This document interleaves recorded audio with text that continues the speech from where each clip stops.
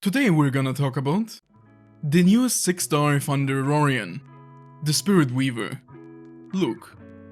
And this time around I sadly can't boast about my excellent prediction abilities, as I did forego to make any regarding our Masked Mercenaries class and element. Hey, at least I got right that he's released in this Umbraton related event. But let's get back on topic, as he's not only related to Umbraton, but also our newest 6-star Thunder Sniper, which is actually a really good thing, as Thunder is still lacking in quality in that department. Tour Dog did you too dirty. And speaking of dirty, Luke does have a very interesting hobby. No, not that kind of dirty. What I meant is that he's all about them bugs. Once again, no, sadly not these kinds of bugs. Ugh. But thankfully, we're not here today to learn about some bug facts. Instead, we're going to find out how Luke performs in comparison to other already existing Thunder Aurorians, and if he's worth your precious limited amounts of Lu member and special flares. And that's why we're now going to take an in-depth look at everything he has to offer. Well, almost everything. So, let's get right into it, by beginning our analysis with his active skill, Hemolymph. This skill consumes all science you currently have to deal 40% damage for each to one selected enemy. And let me guess, you want to know what science are? Fine, let me explain. These pesky little things don't really have any purpose, besides being used as fodder for this skill.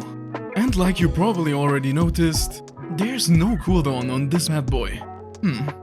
No cooldown and requiring some kind of resource to activate?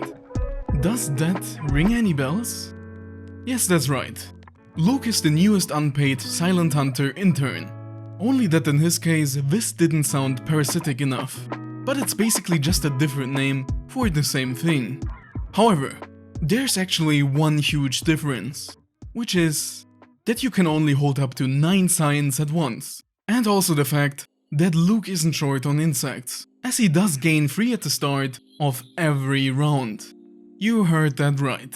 Every round. Damn. Is he trying to be the very best?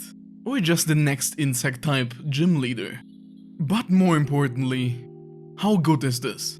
Well, the first thing that should come to mind is that it's already apparent that Luke was basically made to be a Tessa slave, aka a stack battery, as he's the best low cooldown option in the Thunder element, because he doesn't have any cooldown at all.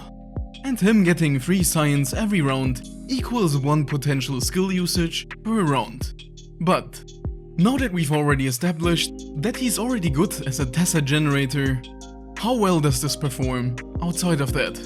Well, it does have some decent damage potential to deal quite the damage to one target if you let it stack to 9, which does fit his role of a sniper a lot. But there's some really important interactions we do still have to get to know. So, before we continue, we do have to first check out his equipment. Shackled Soul. This equip lets him inflict 1 stack of Parasitic Mark to an enemy every time either his active skill or chain combo deals damage to them.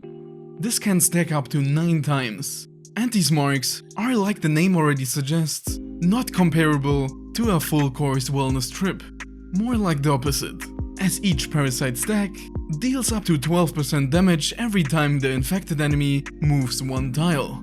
And it doesn't stop here. As for the enemy with the highest number of stacks on the field, this damage is increased to 18%, and that poor soul also takes 30% increased damage from Luke's chain and also normal attacks. Damn, that was quite a lot to take in.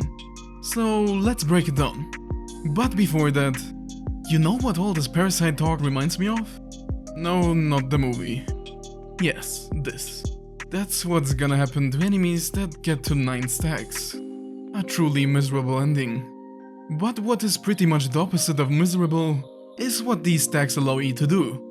Not only does this make his active skill a whole lot better, as you can every turn get at least 3 guaranteed parasites onto your foes, which does mean that you get to full stacks in only 3 turns max.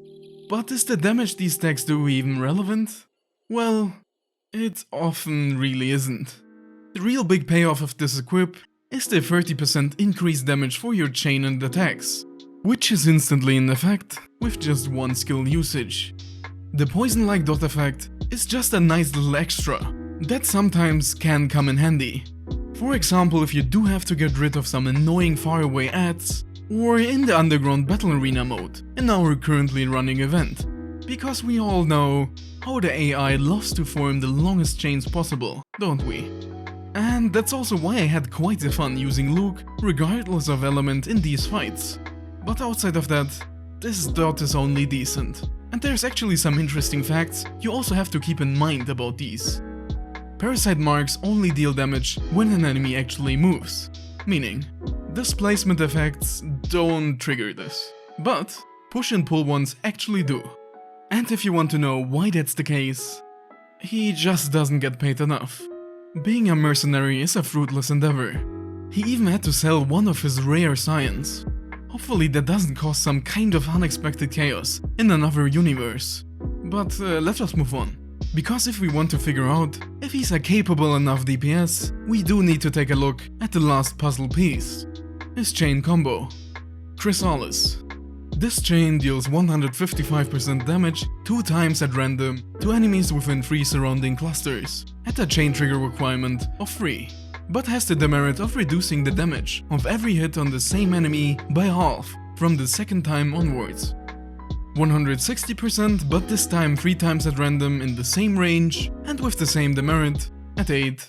And last but not least, 165% 4 times at random to enemies in the same range and also with the same demerit at a 13 plus chain. And in the case you are not familiar with this kind of chain, it's in fact the same as Serial's, but with higher percentages, which is actually not that bad, as this chain does kind of make up for what's normally the biggest weakness of a sniper, not being able to hit the same enemy multiple times, which is basically the sacrifice for their sometimes better range. But for this chain, that's not the case, as it potentially can hit the same enemies 4 times. And yes, there's the huge demerit of the damage being halved every time. And also that this chain is random. So if you're not lucky Luke, this is pretty much a literal gamble versus multiple enemies. But we all are used to a little gambling at this point. Okay, to a lot of gambling. So, how does Luke's chain actually compare to other snipers and detonators? Well, in the case of snipers, we don't really need to test anything, as you're always going to do better versus one enemy, but worse versus multiple. But versus detonators, that's where it gets interesting. So here's a quick comparison. On a 4-tile enemy and on a single-tile enemy. As you can see, Luke, even with being able to hit 4 times, unfortunately can't really keep up with your usual detonators, as his demerit is still a bit too much. But he's the obvious choice for single-tile enemies, which already makes his preferred use scenario apparent: single-tile water bosses. For everything else, you're probably better off using someone else. Now that that's out of the way, let's check out the good stuff. Not what I had in mind, but okay. I was more thinking about Luke's breakthroughs. And as usual, we're only going to take a look at breakthrough 3 and 6, because those are the ones that actually matter for 6-star Aurorians. Luke's PT3 increases the damage that each scion does from 40 to now 50%, and also ups your insect storage from 9 to now 12 of them things, which is actually quite a huge upgrade. In fact, almost as huge as his cameo in the Yu-Gi-Oh anime, as this now lets you deal 450 instead of 360% at 9 stacks. And thanks to the cap increase, now even up to possibly 600%, which is a pretty significant damage increase if you ask me. And if we consider that this at the very minimum gives you at least 30% more damage per round, and also supports his main role of trying to fight off versus Gertstrude, aka single-tile bosses, pretty well, this is actually a pretty good BT. But don't forget that this is still not really a necessity, and more of a nice to have. His max breakthrough on the other hand only lets him gain 2 additional science at the start of every wave, which is not that great for a max PT, as you are most of the time only going to get 2 additional ones out of this, because you do want to primarily use him as a boss killer. So this is definitely not going to make him the very best, and in that case this means that you're not going to catch them all. Yes, in that case I mean breakthroughs. And now that we're done with all Mothman has to offer, let's bring this to an end. All in all, Luke is a pretty intriguing sniper, as he's the closest we will probably ever get to a banner Alt Seal Aurorian. And he also has the unique gimmick of a poison dot with fixed damage that's based on movement, which is pretty interesting in theory and also very creative, but doesn't really shine in actual combat, as a lot of foes don't actually like to move that much, and building a team around knockback and pulls can be funny, but is it really worth the trouble? Not really. And the rest of his kit is actually not too bad. Their experiment of putting Sariel's chain on a DPS is actually quite nice, as this gives Thunder an actual good single target DPS. And his other equip effects of increasing chain and also attack damage against one enemy just solidifies the fact that he was created to fill in this role.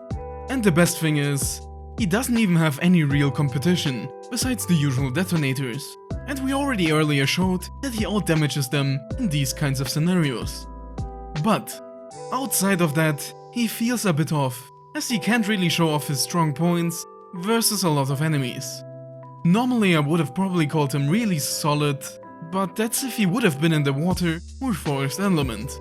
In Thunder, where there's not that many great single target boss killers, you could actually call him at least decently strong. But now, let's get to the most important question. Is he worth rolling for? Generally, you can always just use your strong detonators like Michael and also Golden Requiem to deal with Gertz and friends. In that case, you can just skip him without needing to look back in future. But if you do want a good single target DPS that's also a certified Gertz bully, then probably. But keep in mind that he likely might fall off in future when Thunder gets more toys, as they are lacking some more real sniper like Aurorians. However, if you really like his design, VA and co, do it! Because in the end, that's the only thing that actually matters. What's your opinion on Umbraton's gym leader? Are you going to roll for him, or is this just another skip for you?